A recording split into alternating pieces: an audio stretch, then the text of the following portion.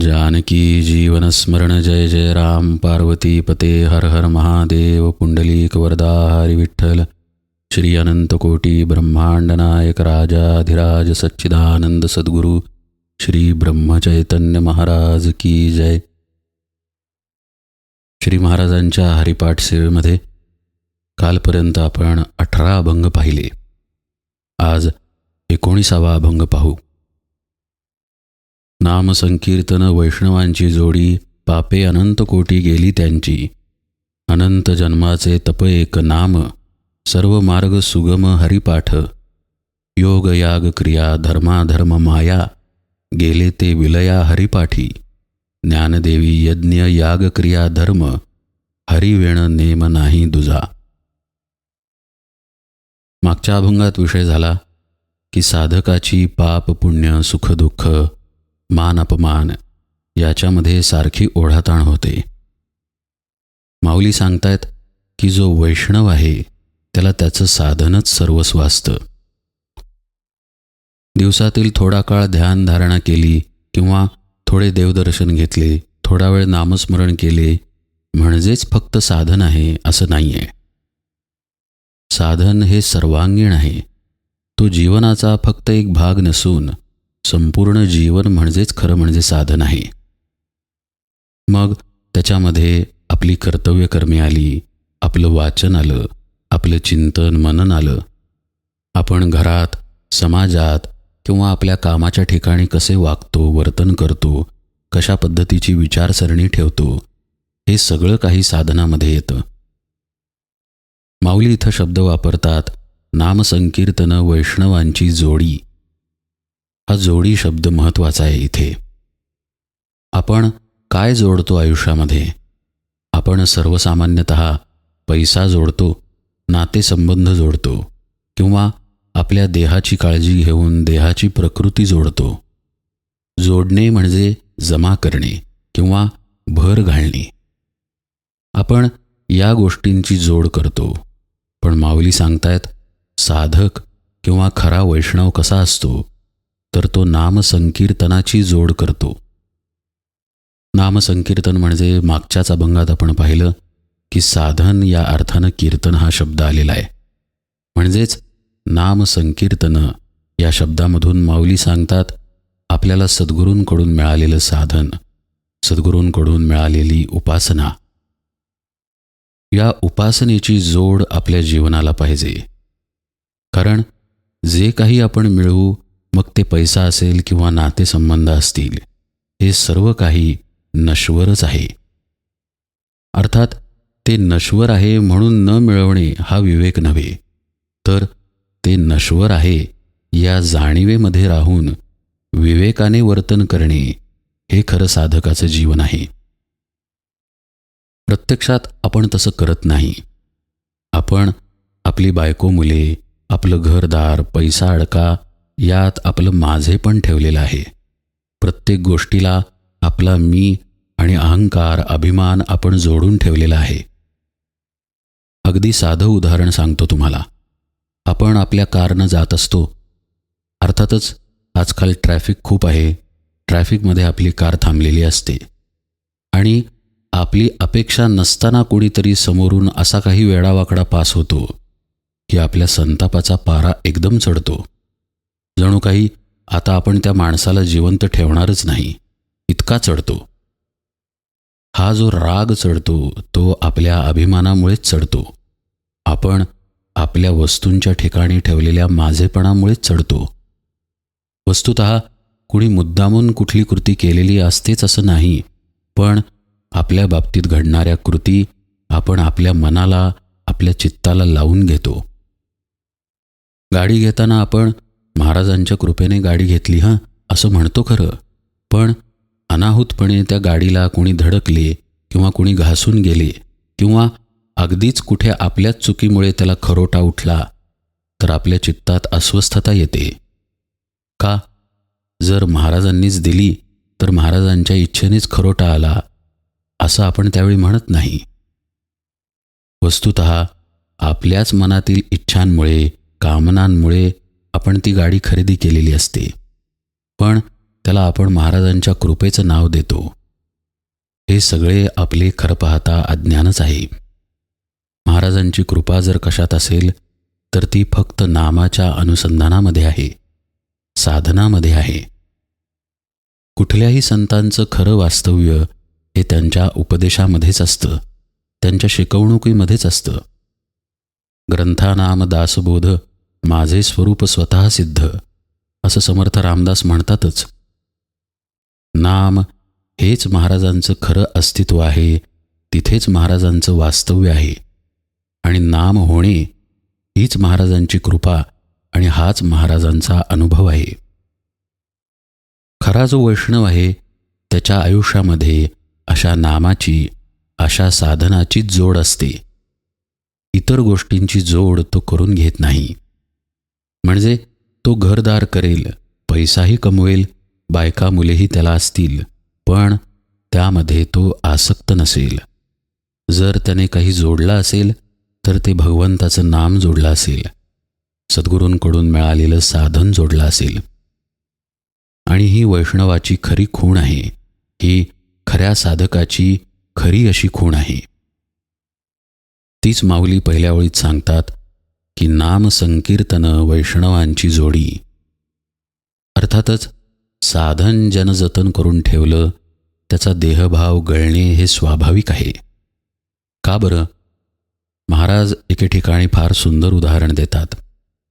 समजा बिळामध्ये साप आहे, तर बाहेरून कितीही वाद्य वाजवली तरी साप बाहेर येत नाही. पण गरम पाणी किंवा धूर आत सोडला की बिळातून साप आपोआप बाहेर येतो. आपल्या देहबुद्धीचं असंच होतं. नाम घडायला लागलं की ती बाहेर येणार ही काळ्या दगडावरची रेघ आहे. जो साधन निष्ठेने जपतो त्याचा देहभाव आज ना उद्या निघूनच जातो. मग देहभाव जर निघून गेला तर पाप आणि पुण्याची बाधा त्याला कशी राहील?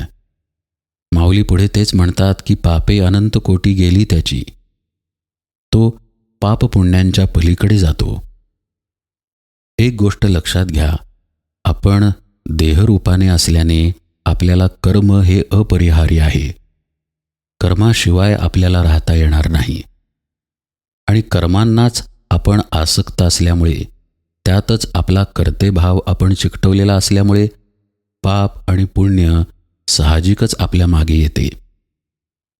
साधक काय करतो तर साधक स्वतःला बाजूला करतो. मी देह नाही, मी म्हणजे मन, बुद्धी इत्यादी कुठलीही गोष्ट नाही, हे त्याच्या अंतःकरणात दृढ झालेले असते. परिणामतः तो देहभावापासून हळूहळू सुटत जातो. मग त्याचा कर्ताभाव त्याच्या कर्मांमध्ये राहत नाही. कर्म केले जाते, पण ते आसक्तीरहित केले जाते. कर्ताभाव टाकून केले जाते. साहजिकच अशा कर्मांमधून पापपुण्य संभवत नाही. कारण भोग किंवा पाप आणि पुण्य किंवा सुख आणि दुःख हे फक्त देहाला आहे, आत्म्याला नाही. तो आत्मस्वरूपाच्याच ठिकाणी तल्लीन झाल्याने पापपुण्यापासून साहजिकच वेगळा होतो. म्हणून माऊली शब्द वापरतात, पापे अनंत कोटी गेली त्याची. हरिपाठ निरूपण ऐकताना पुन्हा पुन्हा भक्तांची किंवा साधकांची तीच लक्षणे समोर येत आहेत असं वाटू शकतं. आहेही थोडंसं तसंच. पण कसं आहे, शाळेत नुकत्याच ॲडमिशन घेतलेल्या मुलाला तीच अक्षरे घोटावी लागतात, पुन्हा पुन्हा गिरवावी लागतात, तर त्याचं हस्ताक्षर चांगलं होतं. अध्यात्म विचार पण असाच आहे. पुन्हा पुन्हा ऐकल्याने आपली अंतर्मुखता वाढते. आपण साधनप्रवण होतो. नाम घेत नसू तर नाम घ्यायला लागतो. नाम घेत असू तर आणखी तळमळीने घ्यायला लागतो, आणखी सखोलतेने घ्यायला लागतो. परमार्थ स्वतःकडे पाहण्याची एक दृष्टीही देतो. त्यामुळे पूर्वी असलेले दोष आजही असतात, पण ते आज दिसून येतात. पूर्वी ते दिसतच नव्हते. महाराज एके ठिकाणी म्हणतात बघा, एखादा मनुष्य म्हणतो की आजकाल मला फार राग येतोय हो. वस्तुतः राग त्याला पूर्वीही येत होता. नामामुळे आता तो अंतर्मुख झालाय आणि येत असणारा राग त्याला आता कळू लागला आहे इतकंच. हरिपाठ निरूपणांचंही असंच आहे. आपण आपल्याला सतत तपासत राहायचं आहे की आपली साधना कशी चालू आहे, आपलं लक्ष नामामध्ये आहे का, आपण सद्गुरूंना शरण आहोत का. असो, पुढच्या ओळीच्या अर्थाकडे पाहू. पुढे माऊली म्हणतात, अनंत जन्माचे तप एक नाम, सर्व मार्ग सुगम हरिपाठ. अनंत जन्माचे तप एक नाम म्हटल्यावर सहज मनात अर्थ असा येतो की पुष्कळ जन्मांचं पुण्य आहे म्हणून नाम मुखात आलेलं आहे. वस्तुतः ते खरंही आहे, पण याचा थोडासा खोल अर्थ आपण पाहूया. अनंत हा शब्द परमात्म्याला उद्देशून आहे. अनंत जर खरं कुणी असेल तर ते परमात्म स्वरूपच आहे. आपला आत्मा हाच खरा अनंत आहे. बाकी सर्व गोष्टींना अंत आहे, कारण बाकी सर्व गोष्टींची कुठेतरी सुरुवात आहे. आत्म्याला सुरुवात नाही, सुरुवातही नाही, त्यामुळे अंतही नाही. अशा अनंताचा जन्म इथं माऊली सांगतायत.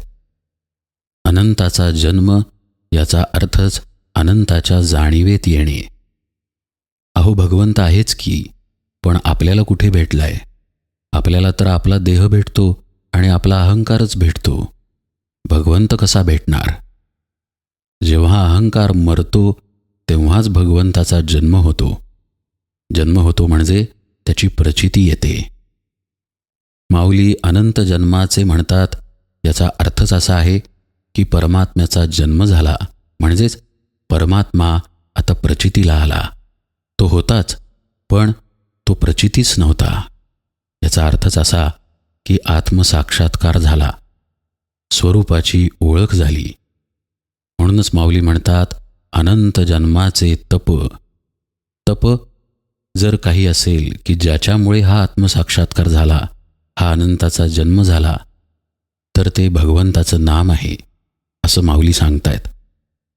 नाम सोडून कोणतेही तप माऊलींना अपेक्षित नाही. माऊली स्पष्ट सांगतात की जे नाम घेतलं आहे, सद्गुरूंकडून जी साधना घेतलेली आहे, जी उपासना घेतलेली आहे, त्या उपासनेमध्येच रममाण होणे म्हणजेच तप आहे, ज्याने अनंताचा जन्म होतो. अनंता जन्माचे तप एक नाम. एक असं ते नाम आहे, कारण ते एकभावामध्ये नेतं. कुठलीही साधना किंवा नाम हे सद्गुरू शिष्याला त्याच्या स्वरूपाची ओळख व्हावी म्हणूनच देत असतात.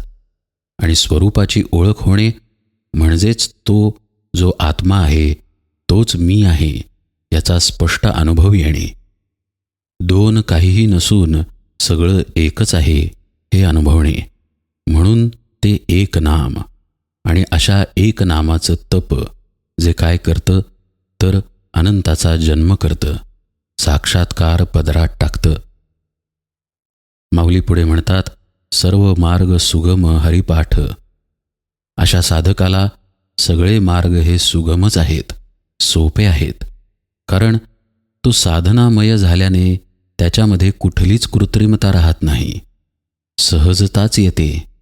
माळिये जेवते नेले तव ते निवांतची ठेले, असं जे ज्ञानेश्वरीत माऊली म्हणतात, तसा तो साधक पाणी जसं पाटातून वाहत जातं तसा साधनेमध्ये रममाण होऊन प्रपंचात कुठेही लिप्त न होता सहजपणे वाहत राहतो. यालाच माऊली सर्व मार्ग सुगम अशी संज्ञा वापरतात. त्याचे सगळे मार्ग सहज होतात. तो सहज अवस्थेमध्ये पोचतो आणि सहजपणे भवसागरातून तरून जातो. कारण याला फक्त हरिपाठ हे आहे. हरिपाठ म्हणजेच साधना. माऊली पुढे योग याग क्रिया धर्माधर्म माया गेले ते विलया हरिपाठी असं म्हणतात. योग म्हणजे काय, याग क्रिया किंवा धर्म म्हणजे काय, हे अगदी थोडक्यात पाहू. योग याचा अर्थ खरे पाहता एकत्र येणे किंवा जुळून येणे, म्हणजे एक पदार्थ दुसऱ्या पदार्थामध्ये पूर्णतः मिसळणे.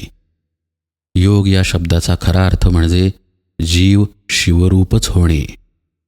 पण त्या अर्थानं योग हा शब्द माऊली इथे वापरत नाहीत. तो अर्थ पुढच्या ओळीत माऊली वापरतात. या ओळीतला योग हा अर्थ बळजबरीने योग करणे, कवायत करणे या अर्थाने आहे.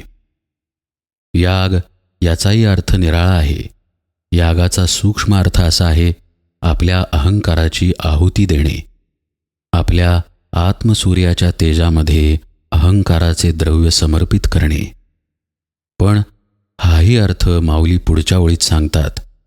इथे याग याचा अर्थ द्रव्य एकत्र करून, पैसा, सोने, नाणे इत्यादी एकत्र करून कर्मकांड करणे. क्रिया याचा अर्थही कर्मकांड या अर्थानेच आहे. खरं म्हणजे क्रियाचा खरा अर्थ गुरुपदिष्ट साधनेची प्रक्रिया. पण या ओळीमध्ये क्रिया हा शब्द कर्मकांड या अर्थाने माऊली सांगतात, तर धर्म हा शब्द बाह्यार्थाने सांगतात. म्हणजे मी अमुक जातीचा, तू तमुक जातीचा, मी अमुक धर्माचा, तू तमुक धर्माचा या अर्थाने धर्म हा शब्द माऊली या ओळीत सांगतात. पण धर्माचा खरा अर्थ आहे, ज्याने आपल्याला धारण केले आहे असा तो धर्म. मग माऊली या ओळीत बाह्य अर्थ का सांगतात, जसं की योग, याग, क्रिया किंवा धर्म? तर त्याचं उत्तर पुढच्या शब्दात आहे, माया. जो साधक मायेच्या अधीन असतो तो योग खरा म्हणजे करतच नाही, यागही खरा करत नाही, कर्म, धर्म इत्यादींचंही खऱ्या अर्थानं पालन करत नाही, कारण तो मायेच्या अधीन असतो. माया म्हणजे जे नाही ते आहे असं वाटणं. याचा सोपा अर्थ असा की प्रपंच खरा वाटणं, त्यामध्ये जे सुखदुःख प्रचितीला येतं ते खरंच आहे असं वाटणं. आठवा, पूर्वी एकदा मी भातुकलीचं उदाहरण दिलं होतं. लहान मुलं भातुकली खेळतात, त्यामध्ये स्वयंपाक करतात, सगळं घरकाम करतात, भाऊला भाऊलीचं लग्नही लावतात. पण ते खोटं लग्न आहे, खोटा स्वयंपाक आहे, चहा कॉफीसुद्धा खोटी आहे हे बापाला कळतं. मुलांच्या दृष्टीने तो खेळ खराच असतो. ती खरीच नवरी असते आणि तो बाहुला खराच नवरा असतो. त्या छोट्याशा कपमध्ये खरोखर चहा असतो. पण तो चहा नाही आहे, ते सगळं खोटं आहे हे बाप जाणून असतो. तसंच प्रपंच हा मिथ्या आहे हे सद्गुरू जाणून असतात. आपण मायेच्या अधीन असल्याने आपल्याला दृश्य खरं वाटतं, प्रपंच खरा वाटतो, आपली सुखदुःख, मान अपमान हे सगळं आपल्याला खरं वाटतं. म्हणूनच योग, याग, क्रिया हे सगळं आपलं बाह्याचारानं होतं, बाह्यार्थानं होतं. त्याचं गूढ काय आहे, त्याचा अंतर अर्थ काय आहे, हा आपल्या लक्षात येत नाही. सद्गुरू सांगतात की ते खरं नसून तूच खरा आहेस, तुझा आत्मा खरा आहे. पण हे सद्गुरूंच्या पाशी गेल्याशिवाय कळत नाही आणि त्यांनी दिलेल्या साधनाला अनुसरल्याशिवाय ते लयाला जात नाही. म्हणूनच माऊली पुढे शब्द वापरतात की योग, याग, क्रिया, धर्माधर्म, माया पण कशाने जातात ते, तर गेले ते विलया हरिपाठी. हरिपाठामुळेच, साधनामुळेच, नामामुळेच मायेचा हा पडदा फाटतो.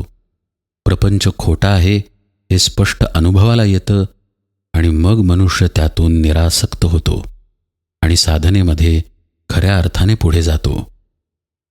मग मात्र त्याच्यासाठी यज्ञ, याग हे म्हणजे अहंकाराची आहुती ठरतं, क्रिया म्हणजे आत्मस्वरूपाला नेणारी साधना ठरतं आणि धर्म म्हणजे स्वरूपाकार होऊन राहणे हे ठरतं. सकळ धर्मा माझी धर्म, स्वरूपी राहणे हा स्वधर्म. पण ते फक्त आणि फक्त हरिपाठामुळे होतं, साधनेमुळे होतं. असा साधक कसा असतो याचं वर्णन शेवटच्या ओळीत माऊली करतायत. ज्ञानदेवी यज्ञ, याग, क्रिया, धर्म, हरिवेण नेम नाही दुजा. अर्थ आता स्पष्ट आहे आपल्याला की अशा साधकाला हरिवेण दुसरा कुठला नेमच राहत नाही. परमात्माच त्याचं सर्वस्व होऊन राहतो, परमात्माच त्याचं आयुष्य होऊन राहतो. महाराजांना जसा राम होता तसंच या साधकाचं होतं. हरिवेण नेम नाही दुजा. पुढच्या 20व्या अभंगात पण माऊली नारायण जपाचं महत्त्वच सांगतात. वेदशास्त्र पुराण श्रुतीचे वचन एक नारायण सार जप. पुन्हा तप कर्म इत्यादी उल्लेख येतातच. त्याचा आणखी अर्थ आपण पुढच्या निरूपणात पाहूया. इथे मात्र 19व्या अभंगाच्या निरूपणाला विराम देतो. जानकी जीवन स्मरण जय जय राम.